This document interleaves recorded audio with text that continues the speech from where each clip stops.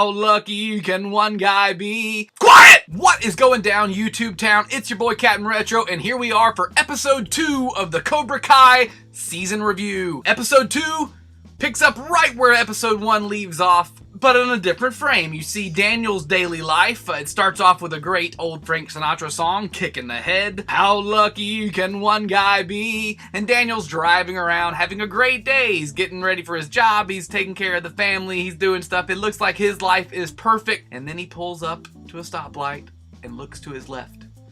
And there is the Cobra Kai Dojo back open for business. It ruins his day immediately. Immediately he starts having issues, flashbacks to getting his ass kicked by the Cobra Kai kids, and he just doesn't like it. Not a fan. Daniel is not a fan. And from that, we lead into the main title scene, and then you see Miguel getting his first training with Johnny. I love the way Johnny yells. Quiet! I love the tone of his voice. When he yells, it makes you listen. He's got that drill instructor kind of yell, but it also harkens back to him, you know, as an angry teenager and the way he would yell when he was fighting kids. It's something about the timbre in his voice is perfect when he yells quiet, quiet, or punch. I enjoy it. Quiet! I enjoy the way he yells. He asks Miguel if he's ready for his first lesson, and when Miguel says yes, he flips him over on his back and throws him on the ground and hits him in the stomach, and Miguel has got asthma. He gets up, he's got his inhaler. Not in this dojo, you don't have asthma or peanut allergies or any other of that made-up bullshit, which Miguel quickly informs him is not made-up bullshit, but in Johnny's world, it's made-up bullshit that's just making people weak. I agree. Leave your asthma and your peanut allergies outside. Zero peanut allergy mercy in this dojo. So we cut back to Daniel and family at the country club, this very ritzy, nice country club. He's trying to connect a little bit with his son, who just wants to play video games and kind of be a smarmy little prick.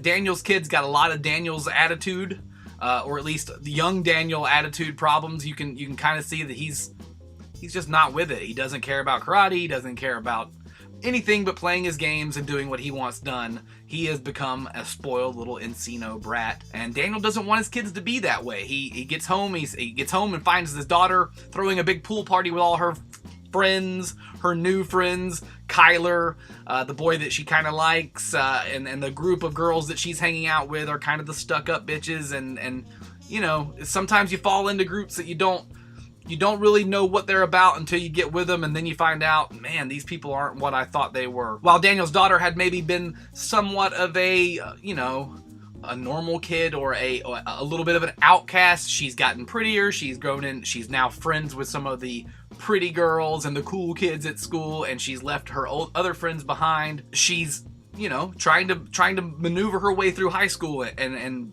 become part of the cool clique, even though that might not be what you really want in life. Sometimes you see people from afar and you think, man, those people would be cool to be friends with, and then you become friends with them and they're not that cool of people. They're kind of shitty. They're throwing a pool party. The big heavyset kid comes out of the bathroom, bong rips and skinny dips or whatever he says. It's a great line. That kid's hilarious. But you don't want those people at your house, and Daniel doesn't want those kids around, so he kicks all the kids out. He's not having a good time. Him and the wife have a little bit of an argument. You know, if you don't want her to be, you know, ostracized, maybe you shouldn't kick her friends out of the house type situation. And you know, Daniel misses the times. He goes into the dojo area and he's cleaning up a little bit, and he starts reminiscing about teaching his daughter karate when she was younger, and that they used to do things like that together as a family. And maybe Daniel's perfect world isn't all that it seems. Maybe it's a little bit of a false facade put up around him because he does have money and he's doing well financially. The family seems to maybe have fallen off a little bit from where they were before that. So you see that, you know, even Daniel is portrayed as he's got issues and he's got some problems, and it's not all roses for his life either, although from the outside it may appear to be so, which is great because it gives more depth. Everything in this show adds depth to character, adds depth to storyline, harkens back to things and touches on situations from the previous series or the previous films, and puts more gravitas to the entire proceedings. And that's something you don't find a whole lot in modern television shows, is especially because there's not, you know, most TV shows don't have a movie from 20 years back, 30 years back, that at this point 35 years back, something like that. My god, I'm getting old. Maybe not 35 years, but 1984, 85. My god, is that 34 years ago? Wow, where does the time go? And that's kind of what everybody in this series is going through. It's like, man, where did all the time go? Where did our lives go? And Johnny's got a little bit of that in him. You know, he feels maybe a little bit of loss. He's kind of a lost character. He's an 80s style man in a 2018 world, and he lets people know. Miguel tells him about gender constructs and things that he's learned from his school counselor, and he tells him, you know, you don't pay attention to your counselor anymore. You only listen to your sensei. Quiet! And then we cut to the high school, and Miguel is going to lunch, and he sees Daniel's daughter. And he's kind of got a little crush on her, and he thinks maybe I'm gonna go strike first and talk to her at lunch. He sits down with a group of kids that he meets, Dimitri and Eli. Eli has a big scar on his lip, and I can relate. You really can't see it. Let me get it closer. It's right here.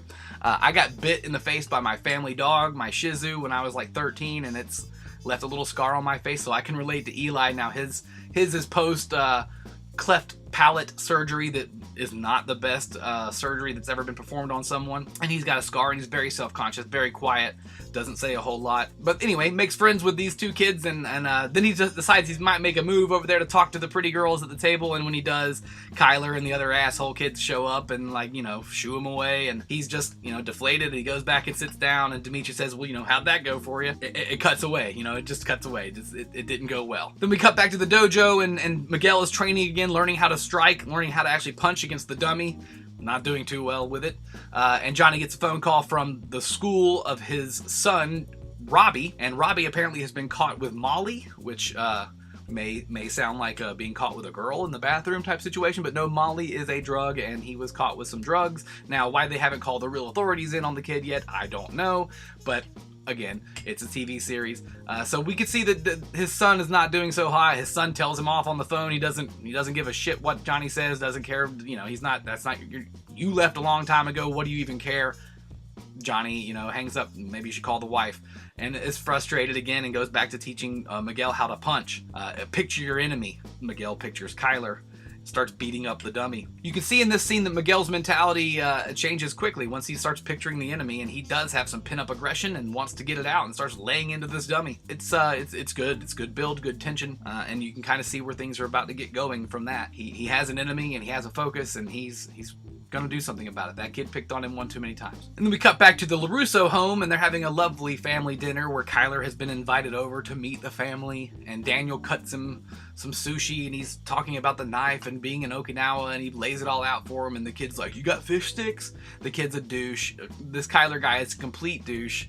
The actor, I'm sure, is a very nice human being, but he's playing a douche, and he's doing it very well. He's got some bruising on his face, some bruising on his knuckles. Daniel inquires about, you know, what happened there. Did you get in a fight?